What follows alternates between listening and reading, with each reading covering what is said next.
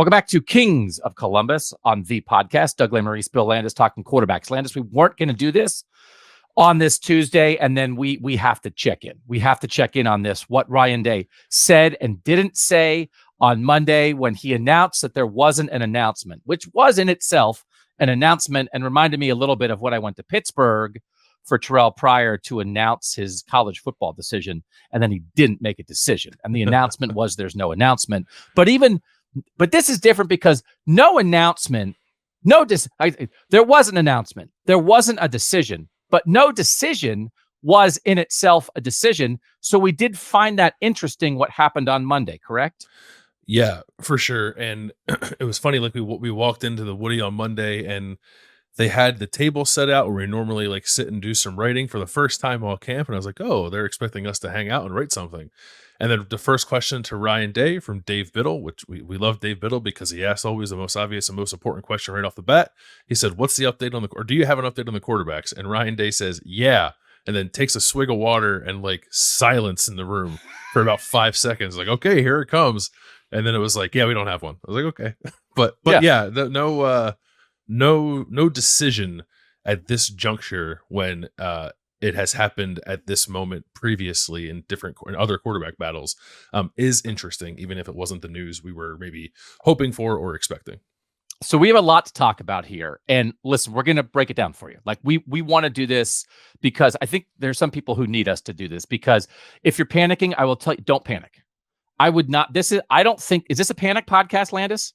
No.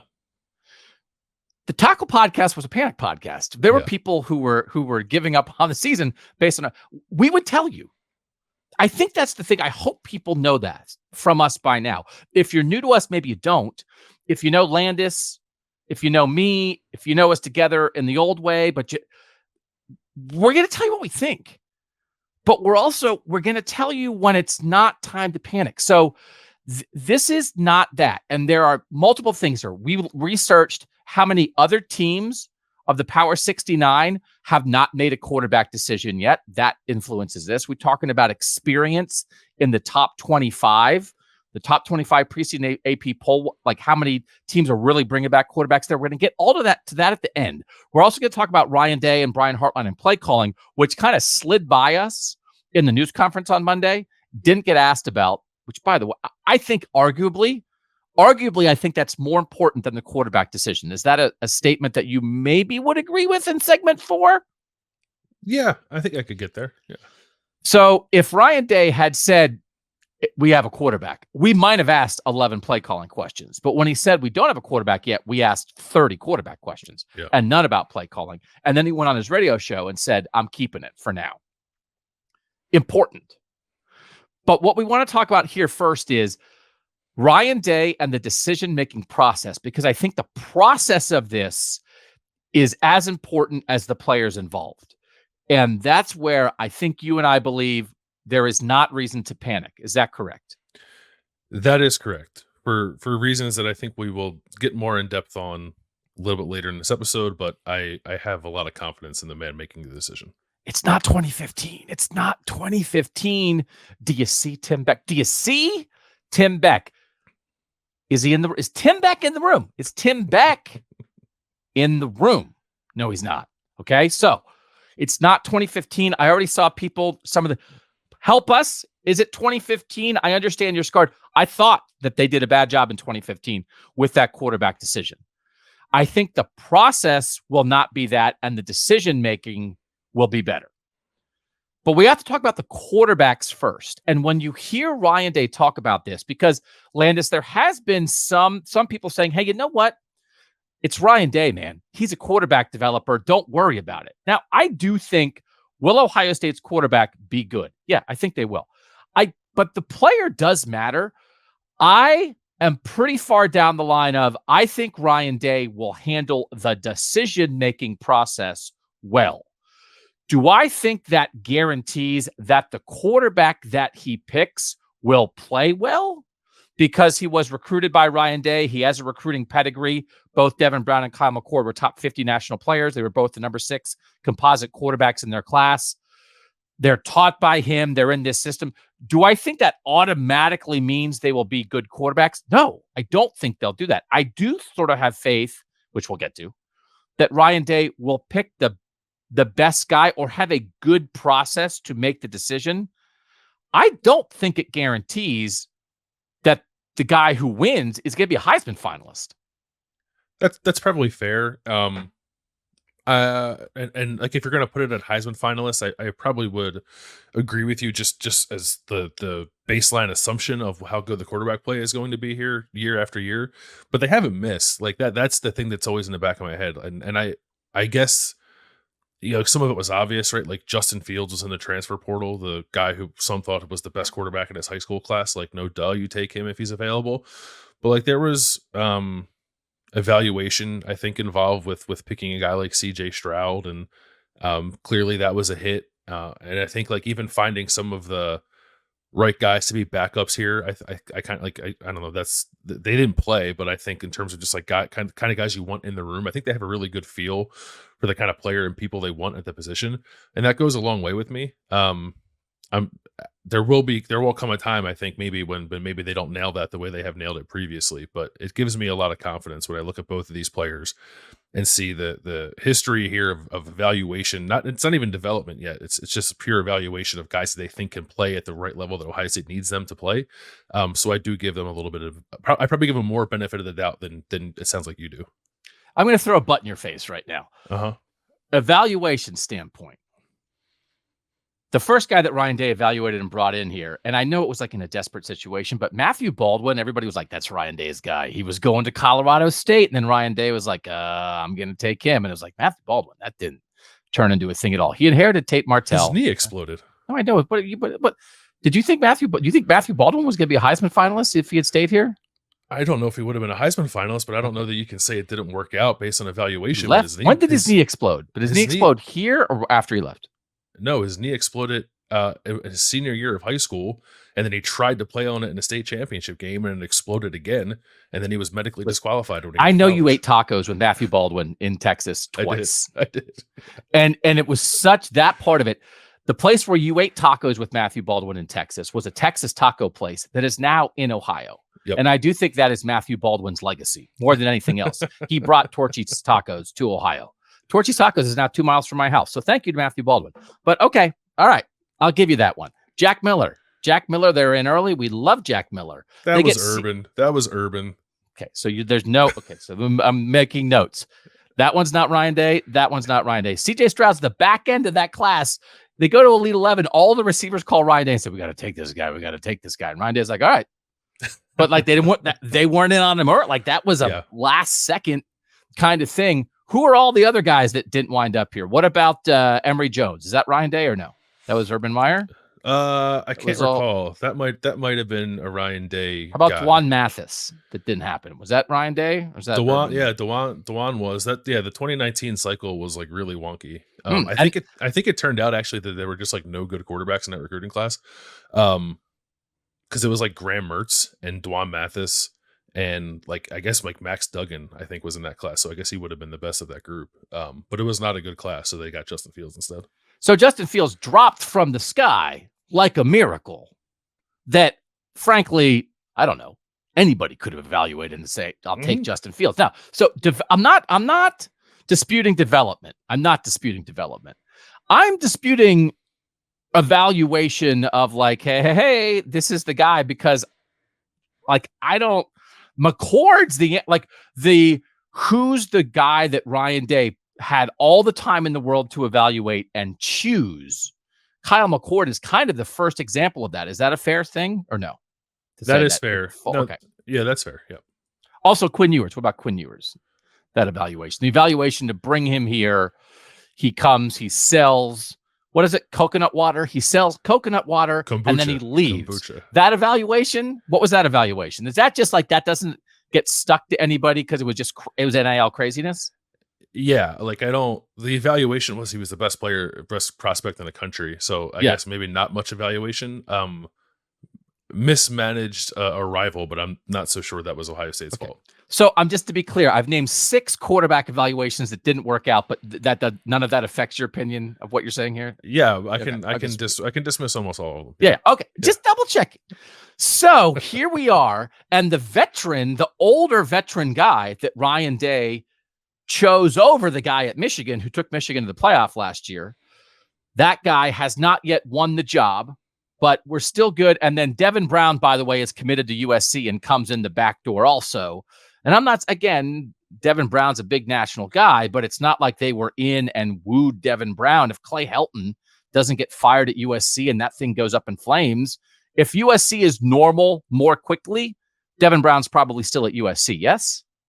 Or you think he was winding up here anyway? Were they working it? Yeah, they sent Corey Dennis to live in Utah for a while? I guess because in that scenario, right, Lincoln Riley doesn't go there and bring Caleb Williams with him. So, yeah, probably. Okay. So just to be clear, the only normal evaluation and development process so far for Ryan Day is Kyle McCord, the guy who was expected to lock down the quarterback job by now and has not. Is that? If you combine evaluation and development, yes. Yeah. So that's all I'm saying. I think Ryan Day is very good at developing quarterbacks. I think if you get into the nitty gritty of like the paths of all these things, there's not a lot of like straight and narrow paths. And maybe the point is in college football quarterbacking these days, there's not a lot of them anywhere, right? And that point taken maybe on that. So here's the bottom line. When we think about, we're talking about the players, we're talking about Kyle McCord and Devin Brown. It feels like the shorthand of this, and the thing that I find interesting is I think this is a shorthand that applies to multiple other undecided quarterback situations in college football right now. We again divided them up nationally. You took the Pac-12 and the Big Ten. I took the Big 12, the ACC, and the SEC. The teams that I looked at least, there were multiple that I find that's like kind of a little bit of an older guy who's a little steadier and a younger guy who's a little more of a playmaker. And it's a shorthand that applies. Is that the shorthand that we are applying to the Kyle McCord and third-year guy, Devin Brown, second-year guy battle here? I think so. That's at least where I've gotten to with this. I don't know if I would have expressed it that way 6 months ago, but I do think that's sort of where we are, that Kyle, and listen, like his experience, I think like it's not, we probably make too much of it because it was like garbage time mostly, and a start against Akron when he was a true freshman, when like he didn't know what he was doing, and it was like he was fine in that game. It wasn't an abject disaster, but he has more experience, and I think like steadier is probably a right word, a little more trustworthy, perhaps only because he's been in the system longer, knows the offense more, has been playing with some of the guys he'll be throwing to longer, and Devin Brown has got a little bit of magic dust on him, I think. Yeah, no, he does. Yeah, probably. Although Kyle McCord, when he got here, I think when you're the younger guy, you're always the gunslinger. Because Kyle McCord, CJ Stroud to Kyle McCord's the gunslinger. Now all of a sudden, Kyle McCord's the older guy, and he's like, well, he's kind of steady, but he's no Devin Brown. I was like, what are we doing? Yeah. If Kyle McCord, when Kyle McCord's gone, either because he is in the NFL or he transfers or he just, he's started for 2 years and he graduates, and then it's Devin Brown and Lincoln Keenholz, everyone's going to be like, well, Devin Brown, he's pretty steady, but Lincoln Keenholz, he's the best volleyball player in South Dakota. Watch out for that, right? That's already happening. We're Keenholzing it right now. He is scooping up some of that magic dust for sure. What percent of Ohio do they have magic dust in South Dakota for real? He's scooping up magic South Dakota. What are we doing? I told people when we started this that we were going to have an intelligent, rational conversation about Ohio State quarterbacks and lead them through this complicated situation. And you just said South Dakota magic dust. I'm not saying that's how I feel. I'm just saying that's how people are reacting to him. How many Ohio State fans would start Air Noland against Indiana if they could? Too many. Yeah. His name is Air. What are we doing? He did turn his back to the defense and make a really spectacular play in that first high school game of the year. Let's just go to 24. They'll be fine. They'll figure it out in 23. Who will be?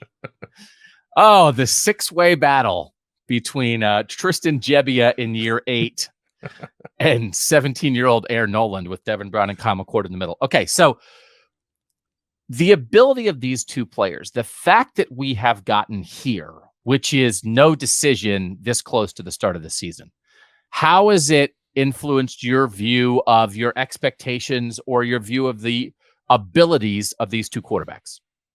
That's a good question. I tried to ask Ryan Day this last week, and he didn't really seem interested in getting into it. I think mostly because it was like the 39th question of a 45 question press conference. But I asked him something along the lines of like, shouldn't have Kyle have pulled away by now, given all of his perceived advantages?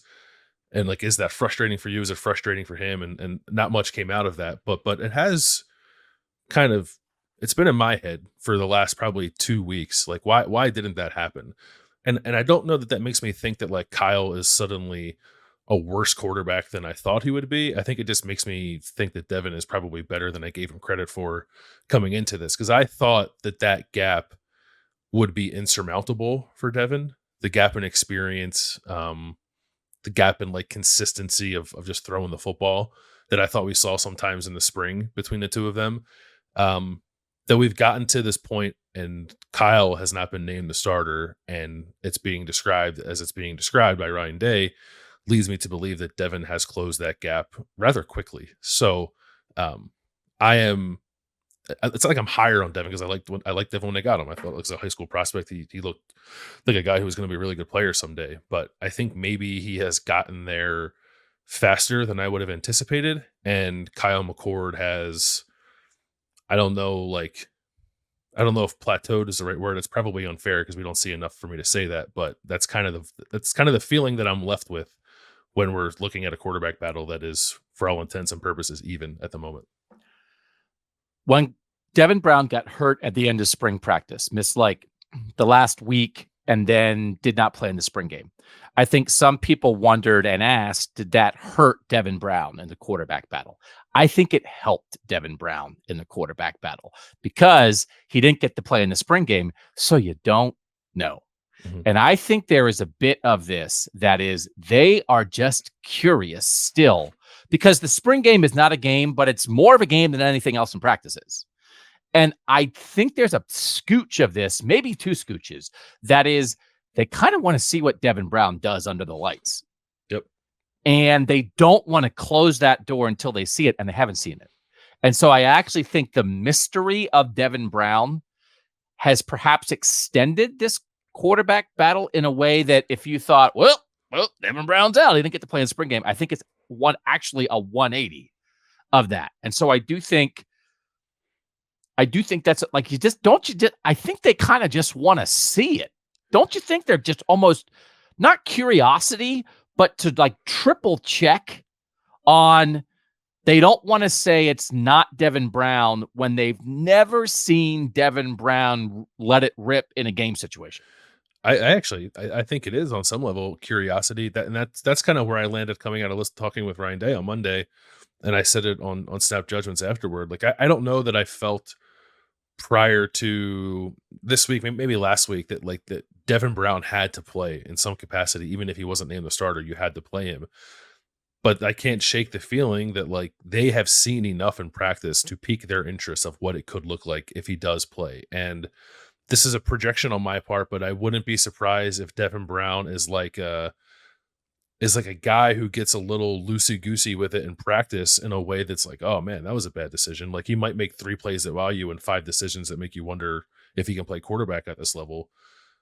But then like he's a bright lights kind of guy too. So when the game happens. So I know my curiosity is certainly peaked now with Devin Brown. Like I want to see him play. And I don't think I would have said that at the outset of camp. People were making fun of a Columbus Dispatch AI-generated high school football game story that actually was, I live in Westerville. It was written off the Westerville Central, Westerville North game, which, by the way, Westerville North beat Westerville Central for like the first time in more than a decade. Stan Jackson, former Ohio State quarterback, is the new coach at Westerville North. Beanie Wells is on his coaching staff. Joey Galloway was at the game. It's like the revival of Westerville North football. It's a huge win. And the game story in the Dispatch was like written by a robot. And it said written by a robot. The byline said like Joe Robot or whatever. And it had a line in there, a close encounter of the athletic kind. And it turns out that the AI program, people found it online, it uses that line like in every game story it writes. Really? Yeah. Close encounter of the athletic kind. So again, suck it, robots. But congratulations to Westerville North on that huge win. And last year, Westerville North was about to beat Westerville Central, and Westerville Central like ran a trick play on a kickoff return and like scored on the last play of the game, and it was on ESPN to like rip the heart out of Westerville North when they were finally going to beat its rival for the first time in a decade. Now they got over that, and they sent a robot to cover the game. This is why I'm mentioning this, because again, I mean, it's the dispatch is getting raked over the coals for this, and justifiably so, but they're not the only ones, and they won't be the only ones. So we can rake everybody in journalism over the coals for hiring robots. Suck it, robots. The current analysis, if your analysis of the Ohio State quarterback situation is if you have two, you have none, you're a robot. You're AI. It's that for real. Like, we have to get past that. So if this is not that, because we'll get into the specifics of it when we get like how the decision will be made and when it needs to be made. But like right now, that's not the discussion.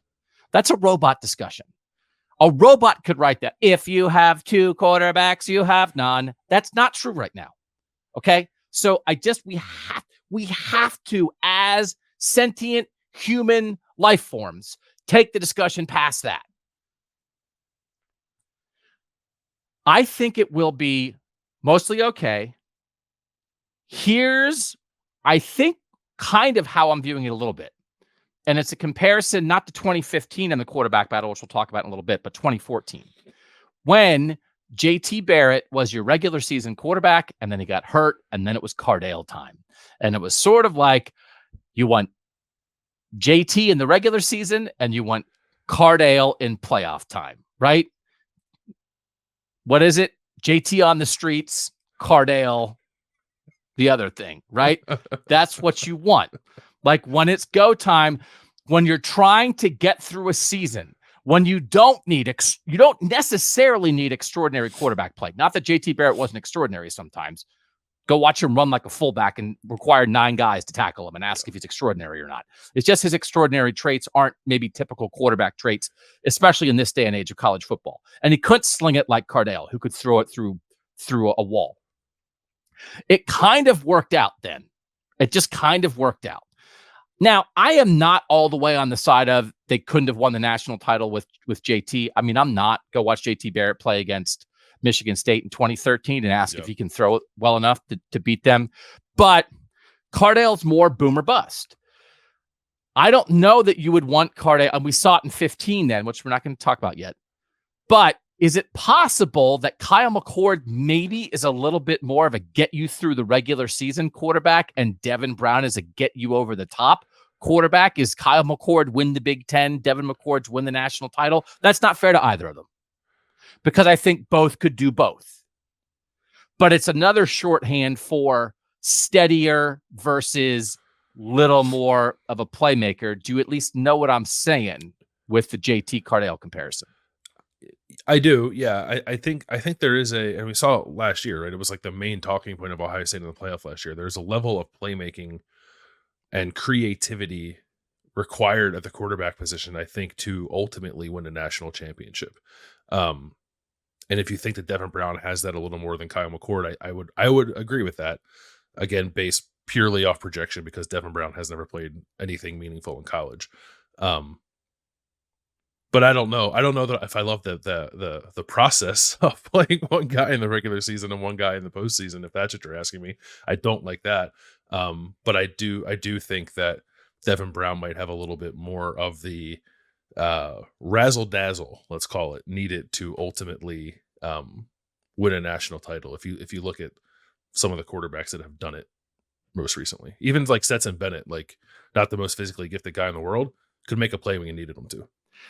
So we'll save a little bit more of that for the discussion about the decision itself, which we'll get to. But first, what we want to move to is the idea of, and I asked Ryan Day this with this in mind, Landis, is if you only had one, how would you feel?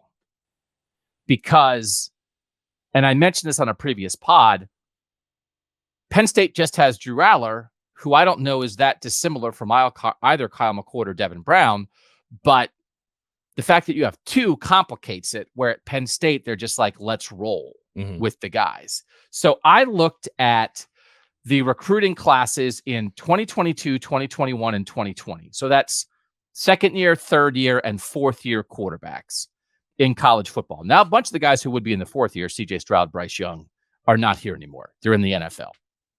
So, and several of these guys have transferred. So I'm looking at where they are now. There are 6, which is actually more than I expected. 1, 2, 3, 4. There's actually 7 schools that have more than one top 10 quarterback or top 100 player who was a quarterback. Because in 2021, there were like 14 quarterbacks who were top 100 players. So I included all of them. There's 7 schools who have more than one right now, which I thought it might be like only Ohio State. So to me, that just makes it more complicated because you have more high-level, youngish quarterbacks to choose from. Because if now even having the 20, and actually none of them are 2020 guys. So all the guys, now 2 of them are 20. One's a 2020 guy. Most of this is if you have second year or third year guys, because you have a super experienced guy, right? It's just you lean on the experience. And I didn't include true freshmen because like Arch Manning's at Texas, he's not beating out Quinn Ewers as a true freshman. So to me, Texas doesn't have a decision. So Texas has 2 big-time quarterbacks, but one's a third-year guy, one's a first-year guy. I didn't include that. That's not what this is, right? Is that fair to think of it that way? Yeah, I think that's right. Yeah. So here are the schools that have multiple. Ohio State has Devin Brown, who by the 247 Sports composite, I just like the composite rankings. It brings in rivals. It brings in everybody. Brown was number 6 in 2022. McCord was number 6 in 2021. They're battling it out for the job, okay? That's one of them. Ole Miss has 2 guys. One is Walker Howard, who committed to LSU and now has transferred to Ole Miss. He's a 2022 guy. He's not actually in the fight at Ole Miss because Jackson Dart, get out your notepads and you have to write this down. I hate making quarterback conversations, which are fun, feel like homework. It's what the transfer portal has done.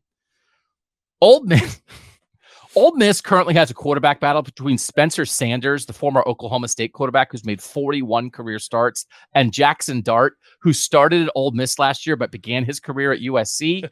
And then Walker Howard, who was the number 5 quarterback in the class of 2022, started his career at LSU, where he was blocked by Jaden Daniels, who's an Arizona State transfer, and it's more than 40 career starts for LSU. And he transferred to Ole Miss. Walker Howard's not in the battle. It's Spencer Sanders versus Jackson Dart. So Ole Miss, we're going to get to them later. They're super complicated, but even one of their guys that's a major guy, their second-year guy that's a major guy, he just got there. He's not in the fight. So it's not the same as Ohio State. Missouri has 2021 third-year guy Jake Garcia, who transferred from Miami, who was also not in the battle. But they have Sam Horn, who's a second-year guy, was the number 8 quarterback. He's a co-starter with an older guy. So Missouri has a couple. Theirs is a little bit like Ohio State. It's slightly complicated. It's kind of like Ohio State. Louisville, believe it or not, has 2 guys, neither of whom started their careers at Louisville, but both of them followed Jeff Brom there, except Jeff Brom is starting like an 11th year guy who used to be at Purdue. So neither of them are in the battle. It's unbelievable. It's unbelievable. USC has 2 because they recruited their own guy, and then Caleb Williams came as a transfer. So Miller Moss is there as the backup. He was a top 100 national player, the same class as Caleb Williams. Not really the same as this. And then there's Bama. Bama has Ty Simpson, who was the number 3 quarterback. He's a second-year guy, so he's the same class as Devin Brown. He's a number 3 quarterback. And then they have 2 guys from the Kyle McCord class. Tyler Buckner, who's a Notre Dame transfer, was the number 11 quarterback in that class. Jalen Milroe was the number 12 quarterback in that class.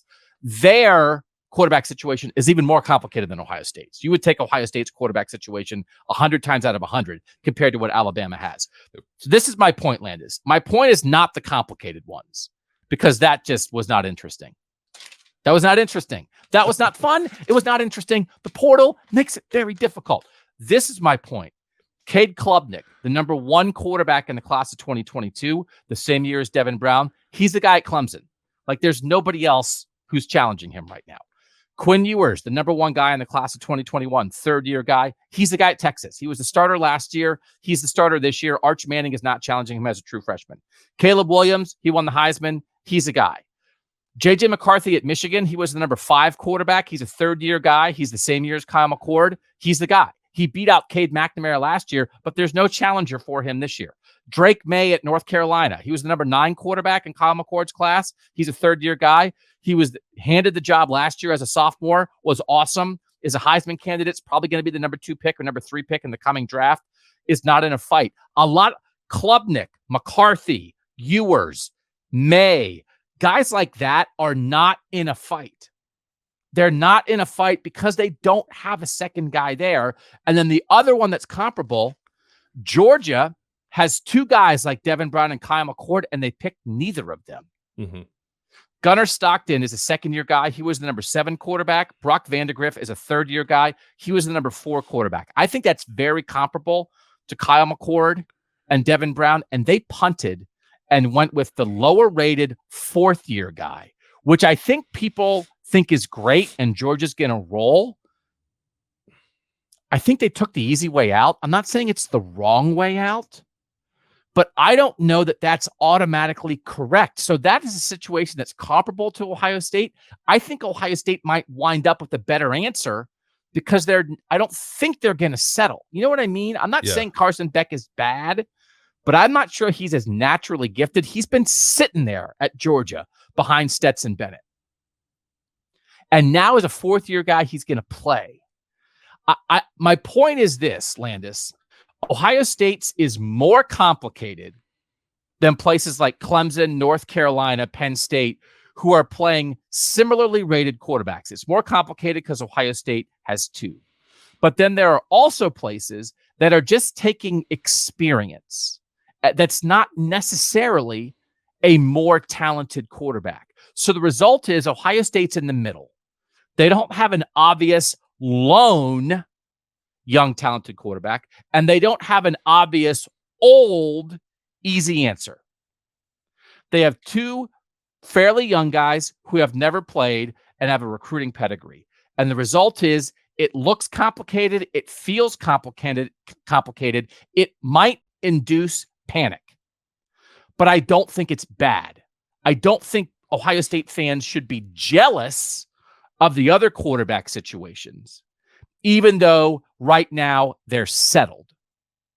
What do you think of that evaluation of my point is trying to explain why Ohio State's situation right now is more complicated than a lot of other programs? I think I agree with you. I guess it's natural to panic about uncertainty, but I think the result of it is a good quarterback regardless. It's better depth than everyone you just mentioned because I think both these guys can play. I think the fact that there are 2 of them kind of opens up the position to be used a little bit more as a weapon than maybe it has been in the past under Ryan Day, and he has said as much. So, like, I get that you would want certainty or a more established guy.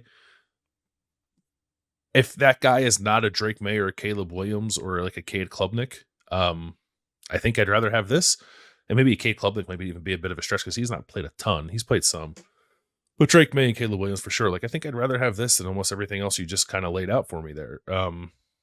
Even the Georgia situation, like, I don't know, the Ohio State equivalent of that, I think, would be like if Jack Miller stuck around and like waited his turn to play, even though CJ beat him out in the same recruiting class. And then we were sitting here like, oh, we're going to start Jack because he's been here a while. And I assume it would have played more by this point. Meanwhile, Kyle McCord and Devin Brown are just cooling on the bench because you chose the safer option of the 3. I don't know. I don't know why you'd want to put a cap on what your position could be that way. And that's not to say that Carson Beck is going to be bad, but if I were a Georgia fan, I would probably feel more concerned about the ceiling of the position than I would be like, oh, we just picked the guy who we think has the steady hand. Although I guess at Georgia, history would tell you that that's the right pick. I don't know, but I like how Ohio State is situated compared to all those other schools. I don't view it as uncertain. I view it as you have two good options. You gotta figure out which one is the right one. But I think it's really hard to be wrong as long as the process is right. I think it's really hard to be wrong in the end with the two they have. And I certainly don't view it as if you have two, you have none.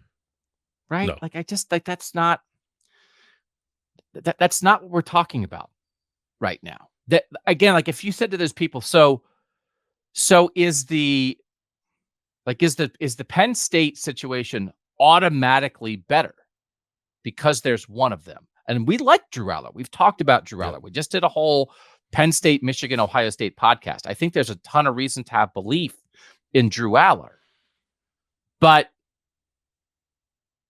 I think the instinct, like anybody around Ohio State who's saying if you have two, you have none, is saying Penn State's in a better spot. And I honestly don't understand the logic of that right now. If we're having this conversation in October or November, that I think I understand then when people get into that. But I think to say that like a robot in August, I just think it doesn't make any sense to me. Doesn't make any sense to me either. And I'm not fearful we're going to be talking about it in October. So why be fearful about it now? All right. So then let's talk about the decision. Yeah. Because my last question to Ryan Day in the news conference on Monday was basically, can the process screw it up? If you think you have two good quarterbacks, can the process of choosing the quarterback screw it up? Do you think the process, I think maybe theoretically, before we get to specifically, theoretically, can the process screw it up? For sure. Yeah, we've seen it. We've seen it happen here. You need to, like, 2015 they had no plan. They were just like figuring it out on the fly. Like, you have to go into this with a plan. I think they will. We can get into what we think that plan might be, but generally, yeah, of course the process can screw up a quarterback competition. We are going to end this segment by telling you what we think the actual plan might be. This is why it's not 2015. In 2015, they are bringing back two quarterbacks with varying degrees of experience. One as the regular season starter, one as the playoff hero. So I actually almost think having JT Barrett and Cardale both have experience was in its own way worse than having two guys in Devin, Brown, and McCord who have no experience. I'm basing that on the way they handled it. What do you think of that comparison, Landis? Yeah, I think that I mean, and like the experience you're talking about is it's like it's not just that they played. It's that one guy was a borderline Heisman Trophy finalist and the other guy won a national championship as the reliever. So yeah, this is not even close to that. But even I think even experience in general does complicate it. I think when you look around the country at some of the other battles that are going on, it's like, oh well, this guy's played 7 games. Like, I don't know. Like that, I think if you can remove that from the decision-making process, and that's not really a play here for Ohio State, it does make it cleaner. Cardale Jones came back that year when people thought he was going to leave for the NFL. There was a lot of like, oh, like, well, did he come back because they told him he was going to start? And then in the moment, and then after the fact, JT Barrett got in his own head in the competition in August and did not play his best, which led them to choose Cardale. And then Urban Meyer liked the idea of guys looking over their shoulder. And they come out, Cardale plays pretty well against Virginia Tech in that opener, the Braxton Miller spin move game at Virginia Tech. They have a short week against Hawaii in week 2 and then Northern Illinois in week 3, right? And they're like benching Cardale because he has a couple bad series. And so I also think that was wrong because in the end, in 2015, they made a decision. They said it was Cardale. And then as soon as Cardale, like in a short week or in weird situations or in an offense that they did not at all gear to his strengths, as soon as he didn't look great, they benched him. And then we were off to the races. Then JT Barrett became the red zone quarterback for a while, and they eventually took over the starting job. But the problem in 2015 wasn't that they played two, it's that they picked one, but then didn't give him any leash and did not tailor the offense to his strengths. And they had a first-year quarterbacks coach in Tim Beck, who, like, the first time we talked to him, we were like, hey, what do you think of this? He's like, I'm not picking it. So Urban picked it when Urban was much more detached from the quarterback room, as he should have been, than Ryan Day is right now. So I think in terms of the logistics around it, that Tom Herman had coached the quarterbacks and run the offense the year before and then left, the logistic, that coaching logistics, this situation is much better. The fact that those guys, they felt like they both owed those guys something that I think factored into the thinking when they don't owe Kyle McCord or Devin Brown anything other than doing what's best for Ohio State. I think that's better right now. And Ryan Day has talked about, hey, yeah, I took a vote. It's not democracy. Ryan Day is making this decision. And I think like that is better. So if you're thinking about 15, I understand why you're scarred by it, because they have, do you believe this? If they had figured that out better, either way, they would have had a great chance at repeating in 2015. 100%. Yep. And I think they, in the end, played it about as poorly as you could play it. It wasn't even like they like fumbled it a little bit, but then they figured it out. Like, no, it was awful from the jump and remained awful until they decided to play JT. And by that point, it was too late. And I think as much as whatever people talk about not giving Ezekiel Elliott the ball in the Michigan State game, I think the fact that JT Barrett was the starting quarterback in that game and had not been the starting quarterback for most of the year was a bigger deal. That you didn't give yourself a chance to have great quarterback play in November because you were shuffling guys in and out and they were both looking over their shoulder and you did not get the best out of either of them. This is not 2015, correct?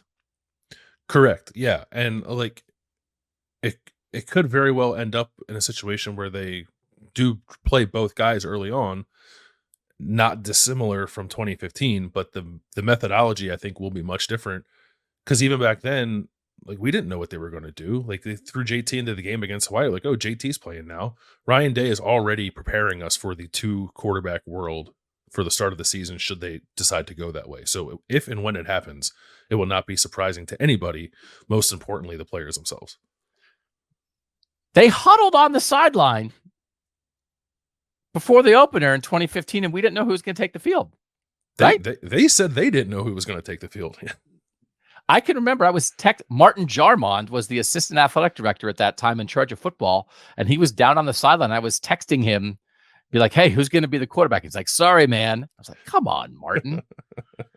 That's why he's the athletic director at UCLA, because he wouldn't give the secrets away back when he was the assistant AD here. So that was wrong. Hey, Ryan, do you think you might just huddle and just flip a coin, decide who's going to? No, that's not how they're going to decide this. Do you think Ryan Day will wind up handling the process? I think because you can have the right process. I love process. I would rather watch a movie about making a movie than watch a movie. I love process, unless it Strays. 5 stars. Talk about it later. Future episode. We'll just do a whole Strays episode. I did do that.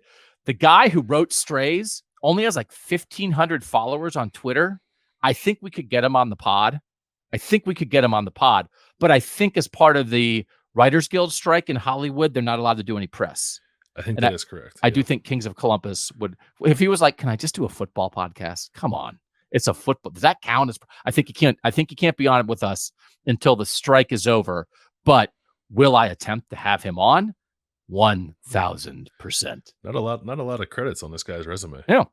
He wrote they did a fake mockumentary crime thing about people drawing naughty things on the side of cars. That was like made him famous. Did you watch that fake documentary? Yes. Yeah. The guy has a specific kind of thing.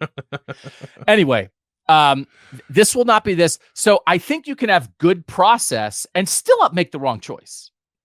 So the process, what do you believe in Ryan Day's process to make this choice? Yeah, I think I do, because and maybe this is there are other head coaches that have been quarterbacks that I'm sure have botched this in the past. So I don't mean to say that simply playing the position makes you infallible when you're going through a process like this. But I do think like Ryan Day as a head coach has maybe held on a little bit more to the psychology of playing quarterback than maybe other coaches might, and it has served him well as he's developed players. So I think that will lead him down the right path here. If he can just sort of put himself in the shoes of Devin and Kyle and think to himself, like, what would I think was best for me if I were them, and kind of operate that way. So I believe in him to follow the right path. And, like you said, sometimes that doesn't always lead you to the proper decision in the end. It's not a guarantee of anything, but I don't think he's going to second guess himself in this process, which I think is where coaches probably most often trip themselves up. I think he will trust his process and trust his decision making and trust the consequences of that, if there are any. I also think the team probably trusts him to do it, which I think also matters. I'm not sure that the locker room will be filled by players saying, man, what's this guy doing? How come he didn't pick a quarterback yet? Like of all the things, right? Yeah. Not that Ryan Day is infallible, but I think the team probably believes that Ryan Day knows what's up with QBs. I just think that the power structure, I guess there, for lack of a better term, is like so clearly defined. Because like you put yourself in the position of a player in 2015 and you like see Tim Beck and Ed Warner like in the OC roles, but like they're not really calling the shots. It's Urban, and Urban is a great college football coach. But as you said, should he be the ultimate arbiter of this when he's maybe not as close to it as to the position coach and the coordinator are? Like Ryan Day kind of wears all those hats, which I guess is another discussion about whether or not he should. But the fact is that he does. So I think that in the eyes of the team, imbues a lot of trust in them to the guy making the decision. I have made it very clear over the last several years that I don't love the fact that Ryan Day is the actual quarterbacks coach for Ohio State. I actually think it works in their favor in this case. Yeah, right. So it's not like Ryan's not calling Corey Dennis and be like, Corey, who is it? What do you think? Right. What do you think? I mean, he's taking a poll. Corey gets a vote. I mean, Corey probably gets the second biggest vote. But Ryan Day still gets, it's like Ryan Day gets 90%, and Corey Dennis gets 2%, and everybody else gets 1%, right? I mean, it's still Ryan Day. But doesn't even the fact that he told us that he sort of took a straw poll that made me more confident in his process, because he's not just being a totalitarian about it. And it's like, this is what I think, this is what I'm doing. I don't care what anybody else. Like he's not asking those guys to make the decision for him, but I think he is asking them to just sort of get a different set of eyes on it to make sure what he's thinking is sort of jiving with what the rest of the team is thinking, or if he has blind spots when he's trying to make this decision too. Like that to me was like, okay, he understands how to go about this. Well, but also telling us about the straw poll supported the fact that he wasn't announcing a choice, because he said the straw poll was split. If the straw poll had been all for one guy, but it wasn't the guy that Ryan Day was leaning toward, I don't think he would have told us about the poll. It's easy to discuss a poll when it matches what you're thinking, which is no decision right now. Right. Hey, what do you know? The penny landed on its side. Well, no decision yet. I think we're going to tell you in a second what we think is going to happen. I think Caleb Williams and Trevor Lawrence are in Ryan Day's head. And I don't mean like in a bad way. So CJ Stroud's greatest strength was his brain, in my opinion. In your opinion, also? Yep. Tied to his accuracy. And I think he was accurate in part because he knew exactly where he wanted to go. So to me, if you talk about defining CJ Stroud plays, and this is where Ryan Day can be a very complicated person to try to wrap your head around when it comes to quarterback play. To me, when you talk about CJ Stroud, you talk about the play he adjusted with Xavier Johnson to throw the touchdown pass against Notre Dame. You talk about the route he adjusted on a sight look with Marvin Harrison against Penn State to make a big third down conversion. Ryan Day's favorite quarterback is Tom Brady. Ryan Day drove to watch Tom Brady play.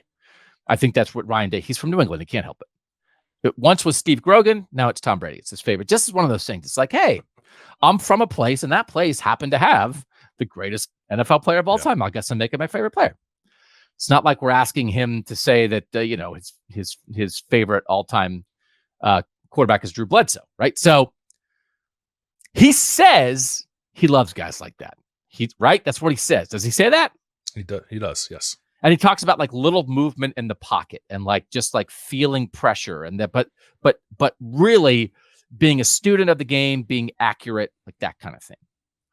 I think Ryan Day's, I don't think I even have to think this. Ryan Day's favorite CJ Stroud play ever is when he shook off the sack against Georgia and threw the touchdown pass to Marvin last year, because Ryan Day had his body shook on the sideline. Yeah. And I talked to Ryan Day and CJ Stroud about it in the hallway right after that game ended. That's not a Tom Brady play. That's a Josh Allen play. Yeah. So he says he wants Tom Brady, but he is really intrigued by Josh Allen, especially in a world where you just had 2 years of Tom Brady, 2 highly successful years of Tom Brady, yet your version of Tom Brady, your favorite play of his, is a Josh Allen play. So when you're making a transition and you're leaving Tom Brady land,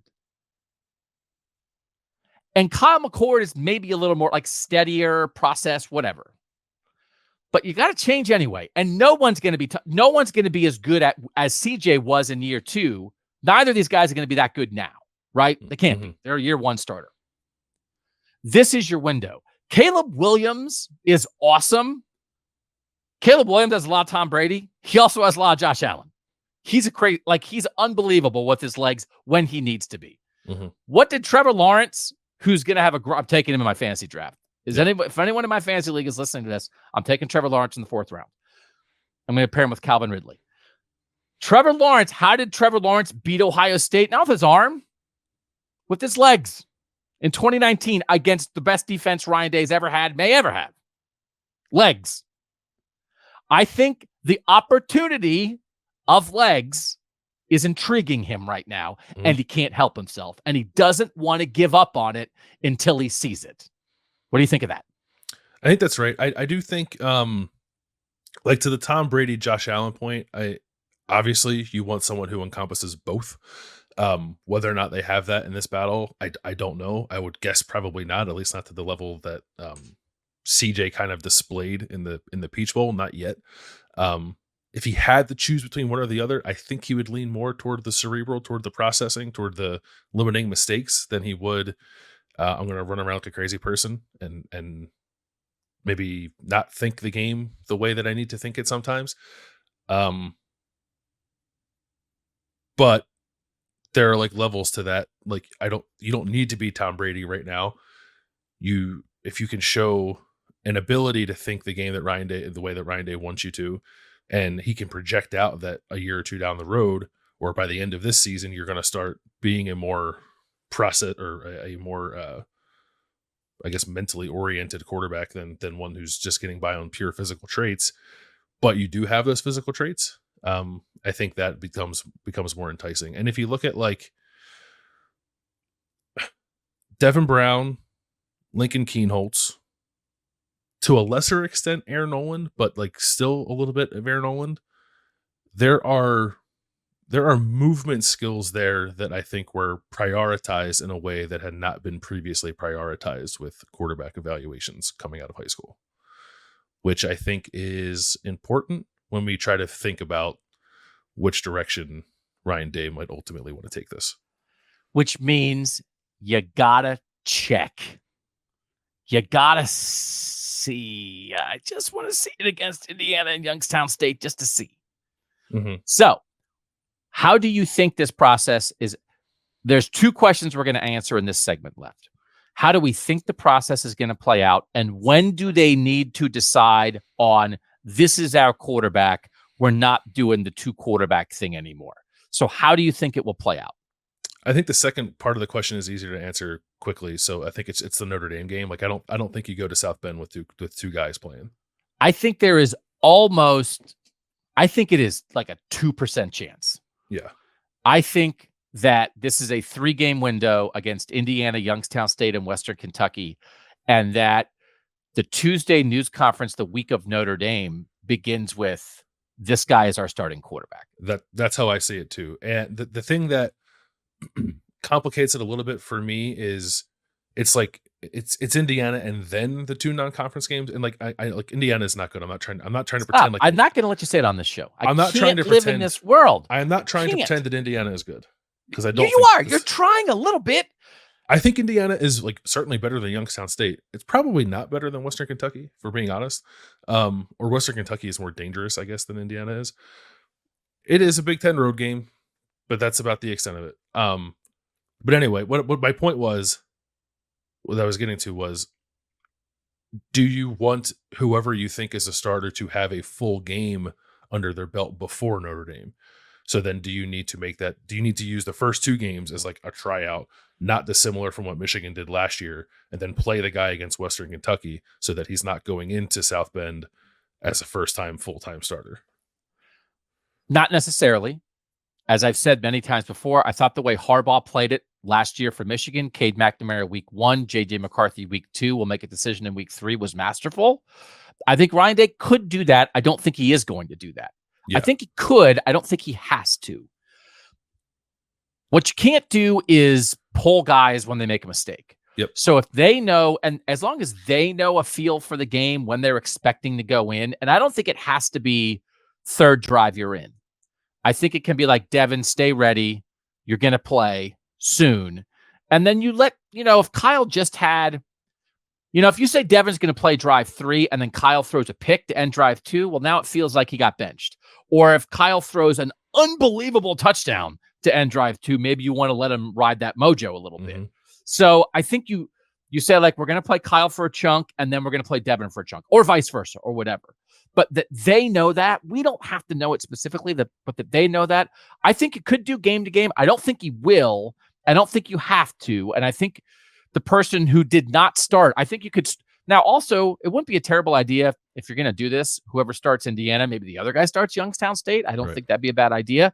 But I don't think you have to play a full game before Notre Dame, as long as you maybe got a full quarter, you got to run a little bit, you got 3 straight series, that kind of thing. Would you much rather them play the starter for Notre Dame play a full game first? I don't think it's necessary. I guess maybe it would be my preference, but I don't think they have to do it. Because I would want to see, and part of it is just like, I want to see Devin immediately. I want to see the closest thing they're going to have to like it's not a big time atmosphere, but like you can keep trying to be nice to Indiana. No, it's not. But it's not about that. It's like how do you most accurately simulate a high leverage situation in the first 3 games? It's like on the road in the Big Ten game, even if Indiana's not that good. So I think against against an aggressive defensive head coach. So I think you need to play them both in that game. And then from there, if you want to give one Youngstown State and one Western Kentucky, I guess you could, but like those aren't the same thing. That's like playing, no offense to Youngstown State, like whoever plays quarterback's going to light them up. Like how much of an evaluation is that really? So you probably need to play them both in that game too. So then if you come out of those first 2 and they both more or less split the reps against Indiana and Youngstown State, I think you could pick one and give that guy the Western Kentucky game. Like that's your guy. It's not we'll give you the Western Kentucky game and see how you do. Like that is picking a guy that week to be our starting quarterback for the rest of the year, unless something else happens. I think you could go about it that way, but I don't think that's what's going to happen. I mean, the hard part of that is, what if you pick the guy for Western Kentucky and he throws 3 picks? And then it's like, oh, now I almost think that, like, if you wait to name the starter until Notre Dame, you don't create a scenario where the named starter has a bad game before the Notre Dame game. So that named starter going into Notre Dame goes in with juice because he's like, I want it. Right. I just got named the starter. Right. Yeah. So I think that's right. Here's what I think is going to happen. My guess would be that McCord gets the nod against Indiana based on steadiness, veteran play. Listen, the guy, I mean, you got to do his best for Ohio State. But if this is really a scenario that I think both of us believe, which is they just want to see Devin, they have to double check. You let Kyle start. And so my guess would be Kyle McCord starts against Indiana and plays 3 series-ish, based on what I just said, like, not a specific thing. And then Devin gets some good run in the first half. And then maybe in the second half, you do the same kind of thing. And then maybe against Youngstown State, you reverse it and let Devin start. But that would be my vibe, unless something changes here in the last week and somebody wins the job, which Ryan Day left open. If someone just seizes it, now that Ryan Day officially announced there's no decision, if one guy says, that's it, I'm ending this, which Ryan Day is open to, then that changes. I think as of right now, that would be my guess about how it plays out the first 2 weeks. What's your guess? That is my guess as well. I want to ask you a question, see if you're thinking along the same lines as I am. Because I agree, there is a possibility that Ryan Day just picks a guy and starts him against Indiana. I think if he picks a guy and they don't go into the season with the idea of playing 2, the guy will not be Kyle McCord. Say it again. You think that you think the only person who could seize the job this week is Devin Brown? Yeah, because they want to see him play. So, like, if they're unsure, then they just won't name a starter because they want to see Devin play. Or Devin blows their doors off this week, and then he just starts. I think that's probably right. If we believe that the reason this is extending is because they got to see Devin, then what could Kyle do this week that he hasn't done so far to slam the door? I think that's probably right. I also probably think at this point that, I mean, what would Devin, I don't know. I would be surprised if someone does seize it this week based on the way Ryan talked about it. Yeah, so I think I think that would be okay. Like, that would make sense. I don't think extending it into the season is a terrible thing. I was saving this. This is one of the teams that is, Missouri has announced they're playing 2 to start the season. And Eli Drinkwitz, their head coach, said this: I think in this day and age of college football, I think you can very easily see a couple quarterbacks play in the first couple of games and let the play on the field decide it. We got to know a little bit more about some of our other quarterbacks on Friday when we went live with them. Some of the plays that these guys make live, there's a couple of plays he's extended and he makes throws down the field. We'll see both of them do that, I anticipate, in the first game, and then kind of play it from there. This idea of being live, especially when it's a playmaker, especially when it's a guy with legs, it is really hard to simulate that in practice. So that Drinkwitz is saying that's what he's doing at Missouri. It makes sense to him to let the live play help you make the decision. This is why Ryan Day wants exhibition games. Ryan Day, NFL, this is what they would have done this in exhibition games. But in this day and age, with anybody whose legs factor into it, it's hard to make a final decision on them if you don't go live. So Drinkwitz is saying, I think it makes sense to take it into the season. Harbaugh took it into the season. I think probably in the past, and I don't want to make it seem like I just changed my mind because it's what Ryan Day said, and I think Ryan Day is a genius about everything he does. I understand the thinking. In an ideal world, probably not. No. In an ideal world, there's a lot of people who had quarterback battles who named it this week. A lot of people had their second scrimmage on Saturday and named it. Bama didn't, but other people did. I think that's the perfect world where a guy just takes it. Mm-hmm. But I don't think this alternate scenario is not as troubling in the specific way this is unfolded, as opposed, maybe where I would have been before. It's like, I think it'd be better if they figured it out. I kind of get what they're doing. I get what they're doing too, and it's all circumstantial. Maybe it's easy to say this in hindsight. I didn't have a problem with them playing 2 in 2015. I just had a problem with the way they went about it. There's a way to do it that is there a right way, like truly right way? I don't know. There's probably a few different ways you can go about it that get good results. Ohio State just didn't do that the last time they were kind of in this situation. So I don't think it's inherently wrong to play 2. My preference, like yours and everyone else's, would be to have clarity and have 1. But Ryan Day also said the thing he said the most since January is, like, you don't know until you put him in a game. And, like, I think that was intentional. So now he has the opportunity to do that. And I think he will. Yeah. So I think it's okay. Let's talk about the play calling now, because this is tied to this. And again, do we want to make a pick? Do we want to project it out to see how it's going to go? Oh, we want to project it. So we think they're going to make a decision. So I think both of our projections is they're going to name a starter by Notre Dame. Yeah. Right. Uh-huh. And our other part of our projection is we think they will both play significantly in at least the first 2 games. Yes. That's the second part of our projection. Uh-huh. The third part of our projection is we probably think McCord starts against Indiana. Yeah. Okay. So that's 3 parts. Decision by Notre Dame. They both play significantly in the first 3 games, but McCord starts against Indiana. Mm-hmm.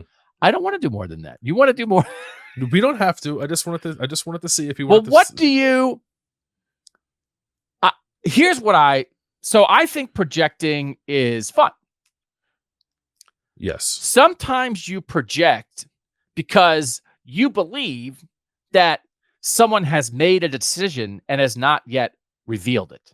Mm-hmm. And you are projecting the decision that you believe already to be made. And sometimes you have a little bit of inside info, and then it's like, haha, what a great projection. It's like, well, you knew. I don't think he knows. And I actually think the decision will actually be made by how they play in the games. Mm-hmm. I think the decision for Harbaugh was made last year because everybody saw that J.J. McCarthy played better than Cade McNamara. Now, I think that's what Harbaugh thought was going to happen. I think it's what Harbaugh thought would happen and what he wanted to happen. But he was in a more complicated situation because he was benching a playoff quarterback. But then he just said, look, this is what we've been seeing in practice. I got to show it to the world. Everybody saw it and everybody agreed. Nobody gave Harbaugh flack for benching Cade McNamara. And then Cade McNamara left and went to Iowa and everybody's fine. This is very different than that sort of in the motivation. I think Harbaugh knew what he wanted to do, but he didn't want to do it behind closed doors. I don't know.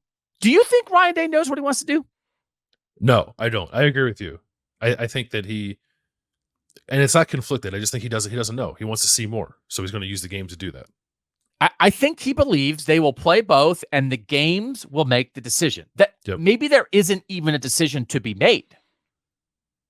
That in the end, it's like, well, what's Ryan Day's decision? I think maybe he's expecting the idea of like, well, anybody could make this decision because one guy's going to play better. Yeah. Or do you think it really still could be like, I don't know. Like they both played fine. They both play great. They both play fine. They both play not great. Do you think that's very possible? Or do you think one guy will make it clear once the game starts?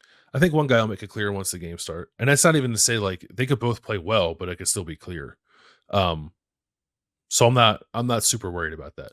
If it does get to that point where it's like, we've played 3 games, they've both played, I don't know.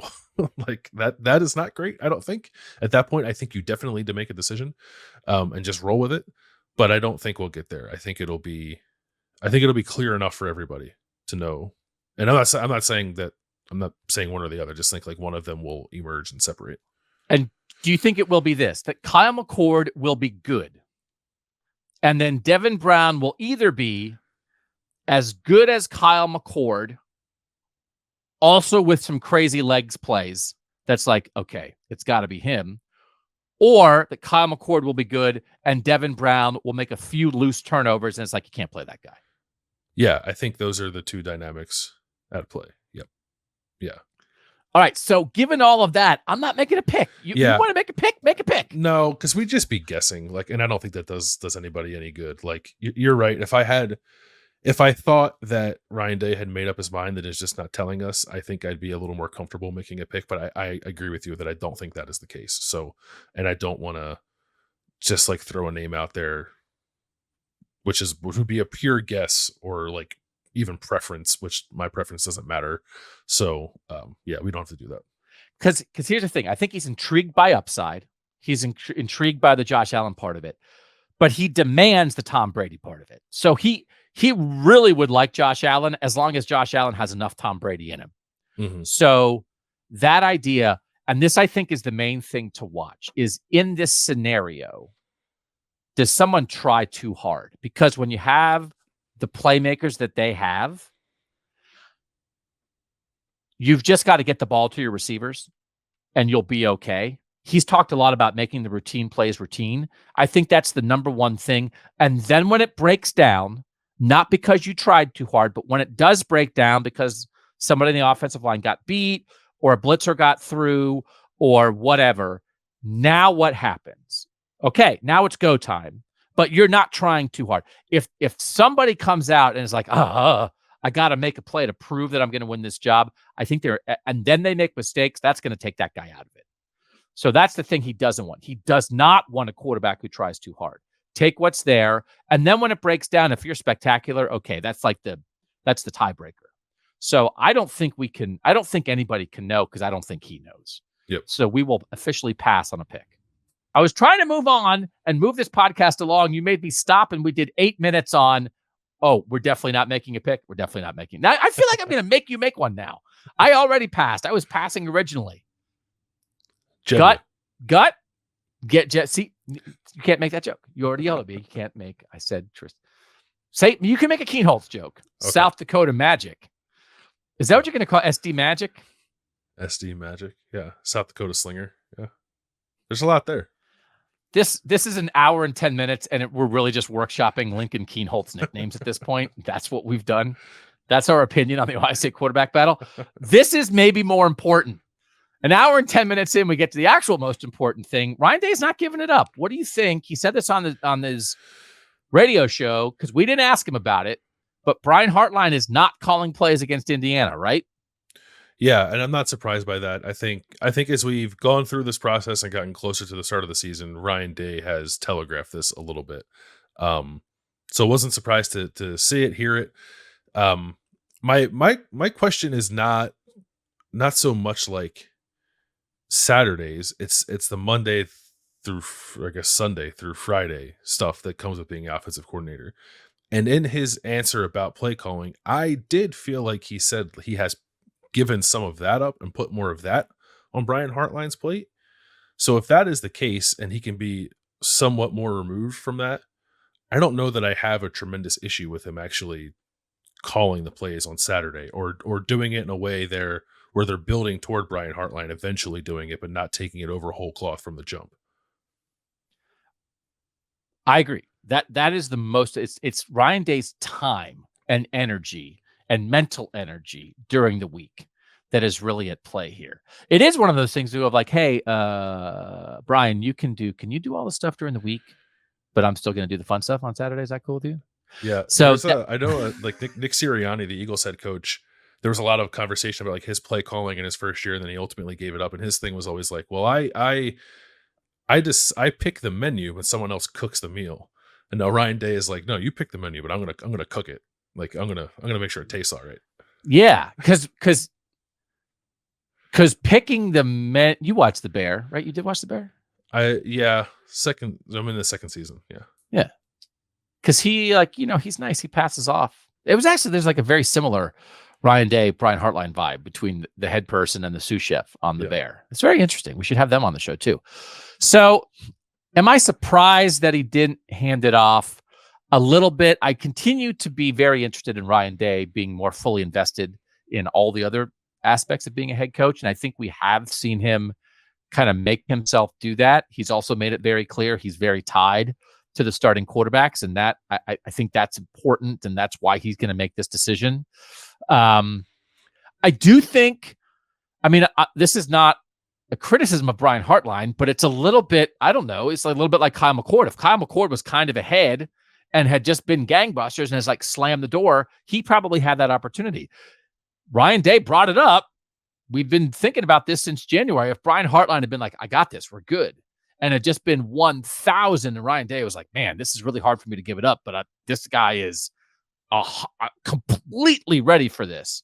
I don't know. I think probably that opportunity was there. I don't think this is all. I certainly am not saying that to me, this is any kind of lack of confidence in Brian Hartline, but I don't think it's only Ryan Day's inability to give up the thing he loves. I think it's his really not in his heart, not wanting to give it up, even though his head is telling him to. And then also maybe it wasn't, A+ across the board. I don't know. Like it sounds like a criticism, like, Brian Hartline wasn't ready. That's not what I mean. But I think if Brian Hartline was the next Lincoln Riley, I think he'd probably be calling plays. Is that unfair to say? No, I don't know that I necessarily agree with it. I think there's some element of Ryan Day. I don't know if wanting to protect Brian Hartline is the right word, but there's an ability to bring him along slowly that doesn't like overexpose him to potentially like making mistakes that could, impede his growth as a coach. So why not embrace that? And I think maybe that's a little bit of what's happening too. Is that the chief motivator? Probably not, but I think it's part of it. I think the chief motivator is still like Ryan Day just has difficulty giving this up. But I don't take this decision as like an indictment on Brian Hartline's capabilities necessarily. Because I think I almost feel like we would be able to pick up on some of that from Ryan Day if that were the case, and I haven't really felt that. I just think it's a hard job, and like Brian Hartline has not done it prior to this point, and he probably thinks he can pick it up and go do it immediately because that just seems like the kind of guy that he is, and maybe he could if he was given the reins. I don't know, but I think it could be perhaps beneficial to everyone involved if it is a little bit of a slower break for Ryan Day and a little bit of a slower build for Brian Hartline to those responsibilities. I do think one day Ryan Day will probably give it up whole cloth, but I don't think that was ever going to be a clean break for him. Just like one day he's doing it, the next day he's not. And I think he said that, right? He said not Isn't that the phrase he used? It's not going to be a clean break or something like that. Yeah. That it is more of a gradual process. Do you think it? And this is also we're not doing more than 20 seconds on the starting quarterback in 2024. I don't think it's automatic that who wins the starting job in 2023, if they're both back next year, is a starting quarterback in 2024. But do you agree with that or disagree with that, first off? I mean, I just don't think the other guy's going to be back in 2024, so I'm not too worried about it. Okay. Do you think it would be easier if we operate under the assumption that they have a returning starter at quarterback in 2024, is that an easier world in which to hand off play calling? Yeah, I think so. Yeah, I think if this were last year and Ryan Day was entertaining the idea of handing it over, I think that would have been an easier pill to swallow with a guy as smart and as experienced as CJ Stroud at quarterback. So then what do we think of the process of this? Let's talk about process with this. Like, to kind of publicly, I don't know if Herb Street kind of outed Ryan Day when he kind of didn't want to be, and then he was forced to talk about it or whatever, but he very publicly said, like, I'm really thinking about this, and we're going to let Brian, call it. I made a very big deal in April. We watched a scrimmage, and all the coaches had headsets on except Ryan Day. And I asked Ryan Day after that scrimmage, is this the first time in your life you've ever been part of a scrimmage and not had a headset on? And he was like, yeah, this was not easy, right? That was like a big thing, right? That's him really trying. So they were really trying. He was publicly talking about it and very specifically pulling himself back from opportunities like that. Then we get out, we watch 2 practices this August, and they're split on 2 fields, and Ryan's calling it on one field and Brian's calling it on the other field. But Ryan seems to be with the ones a little more often than Brian is, which I think was a little bit of an indication. But it was kind of a public announcement that they were trying to do this. And then, we could tell they were trying, and then it didn't happen. What do we think of that process? Is that just how it has to go? Because it is. When he said it, I thought in April, who did you think was going to be calling plays this year? That I can't quite remember what I said. I think I might have said that I believe that Ryan Day will give it up this year. At that point, it did feel like fairly heavy-handed. Some of the conversations around it, like I hear what everyone says about how I need to make sure I have my finger on the pulse of a lot of different things and not just the offense. We're elevating Brian. We're going to let him call stuff in the spring. That all felt like it was pointing towards something. I do agree with that. But now the thing that it was pointing toward is not happening. So that's 2 things that we thought this offense was pointing toward that are not happening, right? If we would have said in April, what's going to happen against Indiana? Brian Hartline will be calling plays for Kyle McCord. And neither of them are all the way there yet. Yeah, I would have felt much stronger in my conviction about Kyle McCord being the quarterback than I would have Brian Hartline calling the plays, but I would have projected that. So just really quick to make it clear here. So people should panic then or no? No. This is 2 things that we thought were going to happen that haven't happened. Yeah, no, I don't think so. I guess my mind has changed on this if I'm remembering the way I talked about it 6 months ago.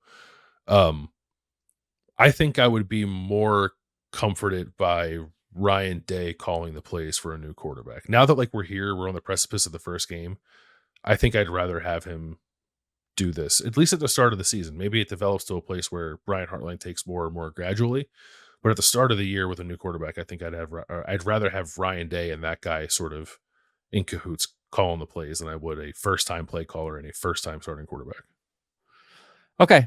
I mean, I do think Ryan Day being spread throughout the team increases their chances of beating Michigan. That's what this is about to me. But I do think maybe part of this is it feels like the defense came together. I think where they believe they are with this defense, on field, mentally, emotionally, leadership, all those things, they have a lot of guys back. I think they believe there's confidence on that defense now that maybe Ryan Day doesn't have to be instilling that confidence in them because they've got it themselves.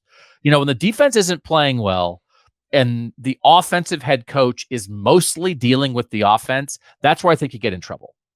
Do you agree with that? Yeah, that's what happened in 2021. Yeah. Yeah, I don't like that. That was like, this is like the offensive head coach is all of a sudden the defensive meeting room. It's like, it's a big deal that the head coach is paying attention to the other side of the ball. I don't think it should be a big deal for the head coach to pay attention to a side of the ball. I don't think it should be like, oh my gosh, what? Now, to be fair, that's kind of how it was for Jim Tressel for 10 years. If Jim Tressel was paying attention to defense, there was like, holy moly. Tressel says that, right? Kind of same with Urban, right? That was a big deal, right? I mean, they make a big deal. I just think that's a little not the healthiest. I think you should be the head coach of the whole team. And so, but if the defense is under control, that might be, it's like the defense, I don't want to say is the defense going to be better than the offense. Does it feel to you like the defense is more certain, or there are less question marks around the defense than around the offense right now? Yeah. Based on the quarterback and the offensive line. Yep. So then why would Ryan Day, offensive expert, like spend less time with the offense when they maybe need, I think maybe that's part of it too. If the defense was in disarray, maybe he'd be like, man, I gotta make sure I'm over there. Brian, you got to call it. You know what I mean? You think that could factor in too? Yeah, I think it does. And it's not there's like, I think there's a balance there for Ryan Day too. Like, I don't know. I don't feel like Ryan Day as a head coach or any offensive head coach, any offensive leaning head coach, like needs to be in all the defensive meetings, but that it also like shouldn't be a surprise when they are in there. Like, and maybe that's a little bit contradictory. I don't know. And I like the way that he almost like shirked responsibility for how bad the defense was playing in 2021 that I think rubbed me the wrong way more than anything else. But I guess that was probably a reflection of his involvement on that side of the ball, or awareness of what was happening on that side of the ball as well, which clearly needed to change. I do think that there is a way for him to better have his finger on the pulse of what's happening with the entire team while still maintaining a somewhat significant presence on the offensive side.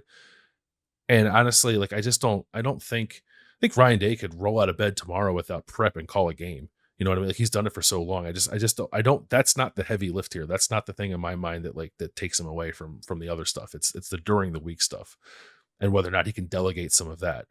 And that's a question for him, I guess, and a conversation to have. If he can't, if he's not, then I do think that that's an issue.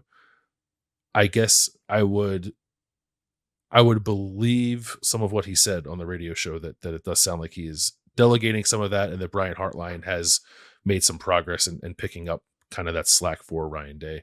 And if that's the case, then I think they can be okay. Yeah, if Brian can run the film on Tuesday nights a little bit more, I think that'd be good. All right, let's talk about, we're going to go back to some quarterback context now, because we sort of didn't, this play calling thing we kind of shoehorned in here because, it's super important, but we didn't know we were going to talk about that. We did research this, and I don't know that you'll find this research anywhere else, at least around Ohio State. So if they're going to play two, is that weird? So we looked at the other Power 5 conference teams, 69 of them. We once again divided it up. How many? You had the Big Ten and the Pac-12. How many did you come up with? 6. And I came up in the Big 12, the ACC, and the SEC with 9. So we believe, does your 6 include Ohio State or no? Oh, I guess no. So 7. Yeah. Okay. So it's 15 other programs. So there's 68 other programs in Ohio State playing at the highest level. 15 of them don't have a starting quarterback locked in right now. So maybe that means that they've said, like Missouri has, that we're going to play 2. Maybe like at Alabama, Saban has kind of indicated he's maybe not in love with playing 2, but they haven't made a decision yet. So 15 of 68, Landis, I think it's important for people to understand, like, it's not the norm, but it's not like Ohio State's the only team dealing with this, because I do think, again, there's an instinct when you don't have a locked in starting quarterback 10 days before the season for people to be like, oh my gosh, what did you think of this number, 15? It was actually probably a little higher than I would have guessed if we were only doing Power 5 teams.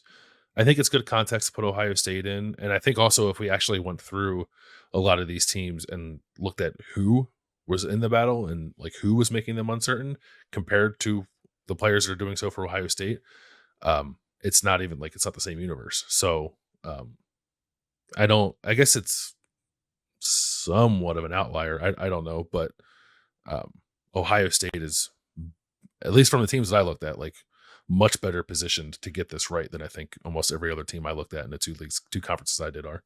All right, we will start in the Big Ten. Who does not have it locked in the Big Ten besides Ohio State? Indiana has not named its starter. It doesn't sound like Tom Allen is going to do that until the game. I think that's mostly gamesmanship. They have Brendan Sorsby, who's a second-year guy in the program, and then they have Taven Jackson, who's a transfer from Tennessee, who's also a second-year guy. Neither one of them has like really played all that much. But I think there's a thought that like Taven Jackson is just a different athlete at quarterback, would open up a lot of things for them, be more dynamic. So I remember when I talked with Zach Osterman about this when we did an episode of the Podcast Daily earlier in the summer, like he did not say that he thinks that Taven Jackson will definitely be the quarterback, but I think a lot of people around that program think that ultimately that will be the decision. But I guess it is within the realm of possibility that they do play 2 in the opener against Ohio State. And then the other one was Michigan State. Mel Tucker is calling it a 3-man battle at the moment between Noah Kim, Kaiten Hauser, and a true freshman named Sam Levitt. It's probably more like a 2-player battle. They had some guys transfer out of the program. Like Peyton Thorne would have been their starter if he had stayed, but he left.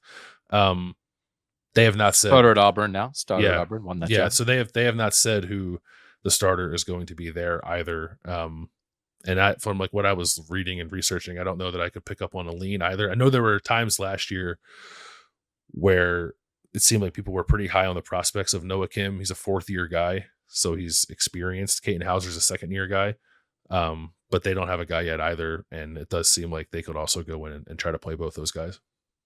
So those are the only other 2 in aside the Big from Ten. Ohio State. Yep. Okay. All right. SEC has 4. Ole Miss, as we talked about, is just like real. Ole Miss has some pretty good options. Again, we talked about they have Jackson Dart, who is a USC transfer. They have Spencer Sanders, who has made, I think, 41 career starts at Oklahoma State. It's kind of weird that like he left to go into a job fight. Like you leave, he definitely, because Oklahoma State also doesn't have a quarterback right now. So he bailed on that to go like maybe win a job, which was kind of interesting. Sanders is a 2018 class guy, been around forever. Jackson Dart's a 2021 guy. And so Lane Kiffin said, in terms of like playing 2, I would prefer for it not to go into the season. I always think it's better to have your guy, but you don't want to risk choosing the wrong one. There are times where we have gone into a season not knowing. People make the wrong decisions all the time. I just try to be really careful and not say that's the guy and you haven't seen him play with the current team. Ideally, we would not go into that, but if it doesn't show itself, then I feel like we have to. Right. So Jackson Dart, this is another bit of just an interesting situation. Jackson Dart was a starter all last year, but they might bench him to pick the guy who's been the starter at Oklahoma State for the past 4 years. So it's very weird. So Ole Miss is completely up in the air, but actually two good choices. I did try to note which battles feel like they're similar to Ohio State. I think Missouri's is. This is what we talked about before. Eli Drinkwitz of Missouri said they're going to play 2. Brady Cook is the returning starter. He's a 2020 guy. Sam Horn is a 2022 guy, so a 2nd-year guy now. He's the number 139 overall recruit in the country, which for Missouri is huge. He was a baseball prospect. They thought he might get drafted and not come to Missouri. That is very much older, steadier dude and young playmaker. I think they want to get to the young playmaker, but they're going to play both to start the season. Texas A&M is very similar. Old guy, young guy. Max Johnson is the former starter at LSU. He's a 2020 guy. He's made 18 career starts. And then Connor Wegman is a 2022 guy, was a top 5 national quarterback. What's weird about that is they were in a battle last year. It was a 3-way battle. Connor Wegman as a true freshman last year, Max Johnson, and Haynes King. And Haynes King won it and then broke his leg in year 2 and transferred to Georgia Tech. So it's their battle now, and they don't know what they're doing, is 2 guys, neither of whom won it a year ago. So Max Johnson is the easy old guy. Connor Wegman is the upside guy as year 2. I think they'll get to Wegman eventually, but like Jimbo's got to figure this out. Like it's not going great at Texas A&M. Yep. So I'll be curious if they lean veteran early and eventually get to Wegman. And then Bama. Let's talk about Bama. This Bama thing, I think Ohio State fans will be freaking out if their battle was the Bama battle. Yep. Do you agree with that? 100%. Yeah. Jalen Milroe is a 2021 guy, so he's a 3rd-year player. Tyler Buckner is a third-year player, the Notre Dame transfer. The offensive coordinator at Alabama is Tommy Rees, who was the offensive coordinator at Notre Dame previously. When Ohio State played Notre Dame last year, Tommy Rees was calling plays and Tyler Buckner was playing quarterback. And then he got hurt, and it was a whole goofy year for Notre Dame. But they brought in Sam Hartman at Notre Dame, and Tyler Buckner was like, I'm out of here. And then Ty Simpson was the number 3 overall quarterback in his class. He's a second-year player. So in the class that Devin Brown was the number 6 composite quarterback, Ty Simpson was number 3. I don't know what they're going to do. You try to read the coverage. People thought maybe Ty Simpson was good in the second scrimmage. It feels like Buckner's out, and maybe they go with Milroe to start. But in terms of guys not seizing it, it feels like nobody seized it there. Saban doesn't want to play too, but he might also have to, but they don't have as much time as Ohio State does because they have Texas in week 2. So yeah. Alabama has, I think, worse options. I think either Devin Brown or Kyle McCord would be the quarterback at Alabama. And also, Bama has a quicker timetable. So Ohio State's in better shape than Bama. It's a little surprising that Bama's in this spot. And I also think, too, like that is further complicated by the fact that Jalen Milroe and Ty Simpson, I think, are very, very different players. And your offense would have to take on different shapes, whichever one of those you chose, which probably means you have to pick one, but makes that a more complicated situation than it would be. It's like Ohio State, I don't like, while Devin Brown has strengths that are different from Kyle McCord's and vice versa, that the offense is more or less the same regardless of which one of those guys plays. Jalen Milroe might be the fastest college quarterback I've ever seen. He is unbelievable. I also saw a stat that he had a turnover-worthy play on 10% of his snaps last year, which is just through the roof. So that's another one of like, this guy has exceptional skills, but if he's turning it over, like, what are you going to do? Ty Simpson, as a second-year guy, maybe is impressing them as much as Devin Brown seems to be impressing Ohio State. So I don't know what they're going to do. So Bama is all over the place. Those are the 4 in the SEC. I do think Missouri and Texas A&M are pretty similar to Ohio State, an older, steadier guy and younger playmaker, and Alabama's all over the place. What about Pac-12? Pac-12 has some, so there are 4 there, like Cal, which is like not all that interesting a program. They brought in a transfer from TCU who was like the starter after the spring. His name's Sam Jackson. But then after the spring, he was a starter coming out of the spring. And then after the spring, they brought in another transfer from NC State named Ben Finley, who started a couple games there. There's a third guy there, Fernando Mendoza. It's a 3-year competition or 3-man competition. They have not said whether or not they are open to playing more than one or whether or not they want to name a starter, but it mostly just seems like they don't really have a great handle on what's happening there at all, considering they brought in a transfer after naming a guy a starter. Stanford's kind of picking between 3 like older guys. I don't know if there's anyone there that's head and shoulders above the others. They also haven't said whether or not they want to play 3 or play more than one. But they have the option to because it's still a 3-man competition at this point. Arizona State is more interesting. They have a guy who made 5 starts last year, Trenton Bourguet, who is he's being characterized as like the returning starter because he made 5 starts last year. Drew Pine transferred there from Notre Dame, but he got hurt, so he's not really in it. So it's really a 2-man competition between Trenton Bourguet and Jaden Rashada, who is a 4-star freshman, top 100 player, was like the kid in the Florida NIL stuff that kind of blew up, and he ended up going to Arizona State instead, like talented freshman player.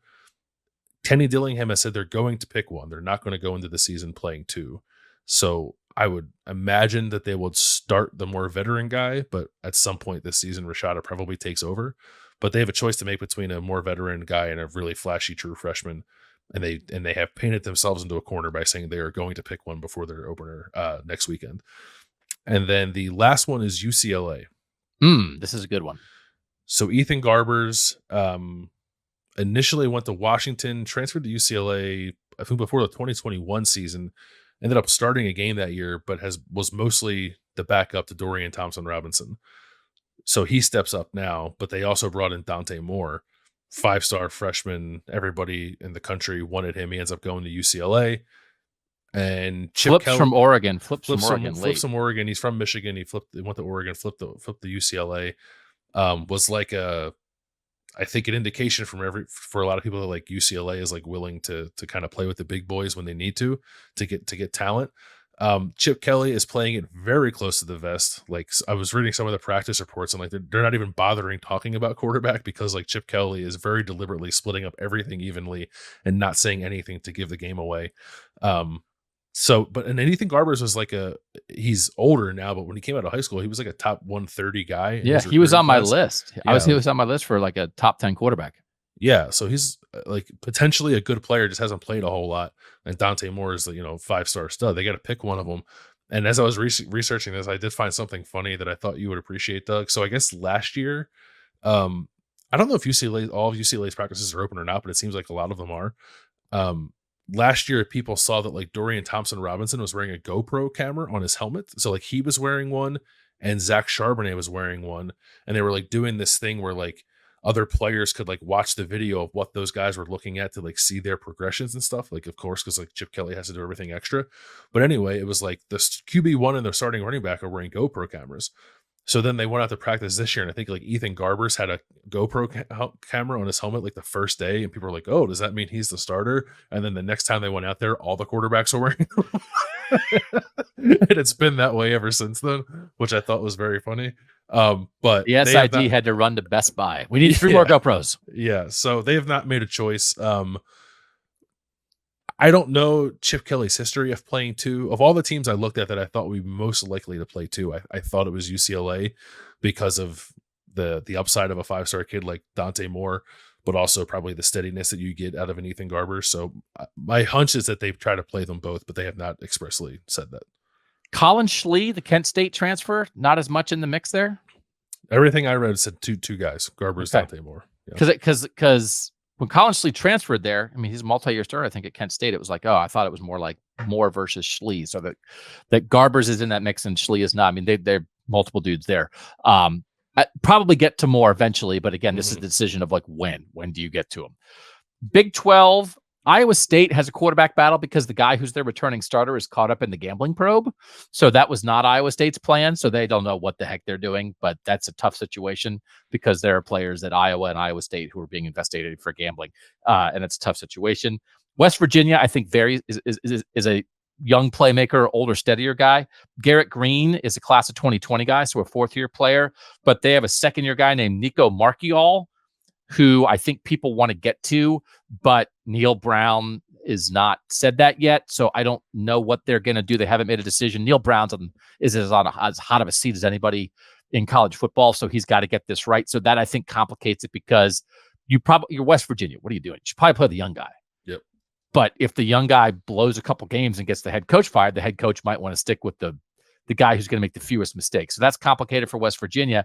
And then Oklahoma State, Spencer Sanders transfers out of Oklahoma State as a 40-game starter. Alan Bowman, who started his career at Texas Tech and then transferred to Michigan and was like Michigan's 9th-string quarterback the last couple of years. He's a 6th-year guy, 3 years at Texas Tech, started a total of 16 games there, went to Michigan for 2 years, did nothing. Now is back at Oklahoma State. He's 24. Feels like he's the leader. The other 2 guys are a 2nd-year guy and the coach's kid, Gunnar Gundy. So that's the mix. And it did make me want to talk about very briefly RJ Day, Ryan Day's 9th grade son, got a college football scholarship offer from Jeff Hafley at Boston College. Do you think Ryan Day will coach RJ Day at Ohio State someday? No, because I think RJ Day might be more likely to play basketball than football in college. Oh, for real? Yeah. I think I think so. Maybe I'm wrong on that. I will say this, like, it doesn't matter. We get to see RJ Day play a lot of football because he's like at every Ohio State camp. And sometimes he goes to like the Elite 11, so Ryan Day can go watch and like see Tavian St. Clair throw when he otherwise wouldn't be able to. He has gotten a lot better. And he's like a freshman in high school, so what's it matter? He's got to continue to grow, but I have been impressed with how much he's gotten better. Knows the game. When I was watching film with the offensive staff last year, it was like all the position coaches, Ryan Day, the grad assistants and quality control guys, and RJ Day. Yeah. So like he gets to know stuff.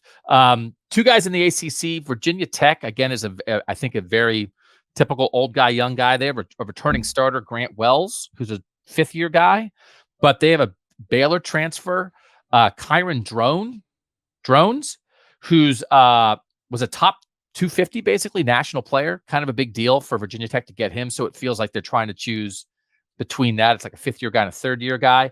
And then Georgia Tech, as I mentioned, Haynes King, who won the job at Texas A&M last year, transferred there. He's in a fight with a second-year guy and a fifth-year guy there. It's a three-way battle. I can't imagine they don't get to Haynes King. He won the starting quarterback job at Texas A&M, and now he's at Georgia Tech. I mean, I think they have to get to that. But in the end, this older, steadier guy, younger playmaker is a common theme, Landis. And I do you think that choice is just very specific to each school, each coach, and the two individuals involved? Or do you think there's a line of thinking that should apply to quarterback battles like that? I think it can be circumstantial, like the Neil Brown case, right? Like, I guess if you're a dead man walking, you're a dead man walking, but coaches are slow to realize that. I think sometimes too, like they don't always have that awareness. So I think that can complicate things. But other than that, I think my lean would almost always be the younger guy with more upside. If you're Georgia, for instance, who we talked about earlier, maybe not. There's more at stake. The infrastructure around that quarterback is about as good as it can be. So that complicates maybe that line of thinking. But generally, I think I would lean more toward the younger guy with a higher upside. If you are not a top tier program, I think your only bet to ever compete at the highest level is to have like a fifth-year starter at quarterback, to have a guy who's played so much. So then you get a young guy who can handle it right away, and you play him. Ryan Day was asked this specific question on Monday. Is the thinking you lean younger guy? And he was like, no, I think you lean older guy. Like he was opposite of that. Do you think he meant that? Because I think like the Ohio State situation is, it certainly is possible that you lose the guy who's not the starter. Yep. So in terms of like the future and whatever, and I do think in a place like Ohio State, you're year to year, man. I mean, like every single year you're trying to win the national championship that year. You don't build to anything anymore, especially in a portal world and an NIL world. But at a place like Ohio State, just when you think it's like, oh, this recruiting class is coming, you're wrong. It's the year ahead. It's the year after, whatever. Do you think that factors into the Ohio State battle? Tie goes to the young guy? Because Ryan Day basically said tie goes to the old guy. Or is it like there is no such thing as a tie? You pick the guy that gives Ohio State the best chance to succeed at the highest level right now, and that's it. Yeah, that's where I'm at. I don't quite understand the logic of tie goes to the young guy. Like if it is a tie, if everything else is equal, but the other thing the guy has is experience, then I would want that too. So I think I get what Ryan Day is saying. I also don't know that applies here to Ohio State. It's not like Kyle McCord is like a fourth-year guy and Devin Brown just showed up. Like there's 1 year of separation between them, and the game experience, frankly, but like in my opinion, doesn't mean much because the game experience was not high leverage game experience. If Kyle McCord had like 5 starts under his belt, it'd be a different conversation. Whatever perceived advantage Kyle McCord might have had because he's been in the program 1 year longer, I think more or less has been erased by this point. So I don't think it's applicable to the current conversation, which is probably why Ryan Day answered it the way he did, because he probably assessed what he had as like, I don't think that's what we're doing here. But if you're asking me that and everything else is equal, I probably would take the older guy. All right. So let's just talk about quarterback experience. And this is a conversation that everybody in college football has been having because I think it's the story of this season.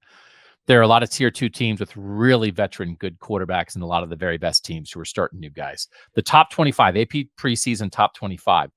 12 of those teams have a starting quarterback who started at least 20 games in his career. Another 7 of them have a quarterback who started at least 9. So it's like, okay, kind of a year. So the first one's kind of like 2 years. Second one's kind of a year. So 19 of the 25 teams have a guy who's been around at least for a year, right? Bo Nix at Oregon, 47 starts. Sam Hartman at Notre Dame, 45. Jaden Daniels at LSU, 43. This is if Ole Miss chooses Spencer Sanders, he's at 41. Those are the most experienced guys, right? So that's very helpful.